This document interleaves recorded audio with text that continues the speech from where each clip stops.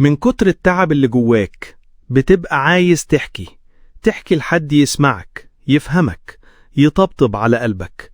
بس للأسف مش كل الناس بتسمع علشان تحتويك. في ناس بتسمع علشان تحكم، وفي ناس بتاخد الكلام وترجعه عليك بعدين، وناس تفتكرك ضعيف بس انت كنت بس محتاج ترتاح. علشان كده أوقات السكوت نعمة مش ضعف، السكوت حكمة مش قهر. وأكتر ناس رزقهم بيزيد ووجعهم بيخف هم اللي عرفوا إمتى يتكلموا وإمتى يسكتوا. السؤال دايما بيجي عامل إيه؟ بس مش كله حقيقي. في ناس بتسأل علشان الفضول، وناس تانية بتسأل علشان تقارن، وناس تسأل وهي أصلا مش عايزة تسمع الرد. وعلشان كده حافظ على اللي جواك، ما توزعوش يمين وشمال، مش علشان تكون غامض بس علشان تكون سليم.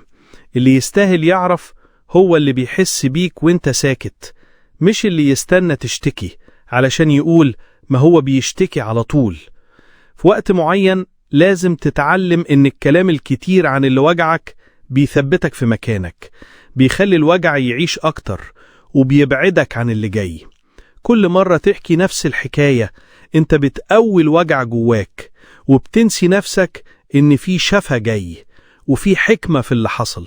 ساعتها الأفضل انك تسكت وتبص قدام، وتشيل من قلبك فكرة ليه حصل ده، وتحط مكانها هعمل ايه بعد كده.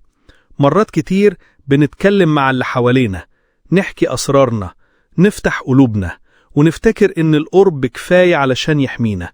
بس للأسف مش دايما اللي قريب منك أمين عليك، ومش دايما اللي بيضحك في وشك بيحب لك الخير. علشان كده افهم كويس ان القلوب مش واضحة، وان أقرب واحد ليك ممكن يكون أكتر حد يوجعك لو فتحت له كل حاجة. أول حاجة وجعك القديم، لأن اللي يسمعه مش هيحسه زيك، وهيحكم عليك من غير ما يعرف عمق الجرح. تاني حاجة خططك، لأن العين بتسبق الواقع، وساعات الكلام عنها بيبوظها قبل ما تبدأ. تالت حاجة رزقك، لأن مش كل القلوب بتحب الخير ليك، واللي ما تكلمتش عنه ربنا بيحفظه أكتر. كل ما احتفظت بالحاجات دي لنفسك كل ما ربك زود لك فيها، لأنك عرفت تحميها فاستحقيت إنها تكبر. أيوة، أوقات كتير ربك بيحب سكوتك، لما تبقى مضغوط ومش فاهم وتسكت وتقول في سرك ربنا عارف ومش لازم أتكلم.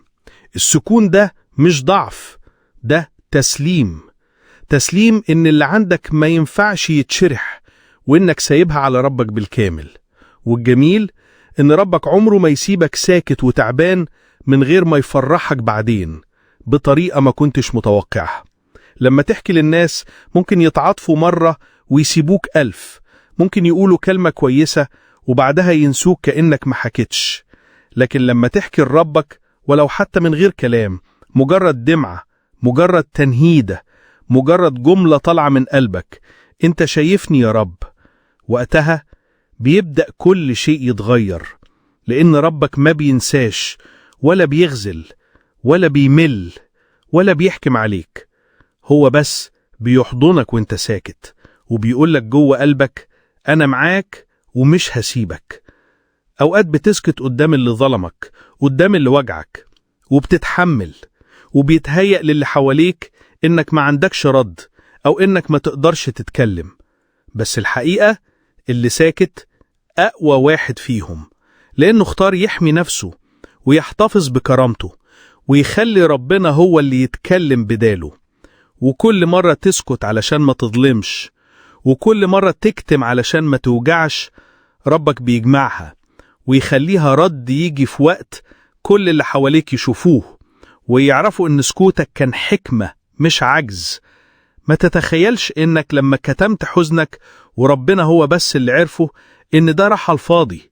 بالعكس، دي كانت لحظة بينك وبين السماء، لحظة ربك شافك وانت بتقاوم، وانت بتقول مش هشتكي لك يا بشر، كفاية هو اللي شايفني. اللحظات دي مش بتضيع، دي محفوظة، وكل لحظة عدت كده ربك بيعوضك عنها براحة، بستر، بناس أنضف، وبقلب أقوى. في وجع محدش عرفه، في أيام عدت وانت ساكت، في ضغط نفسي اتحط عليك وانت كنت بتضحك قدام الكل. عارف ده معناه ايه؟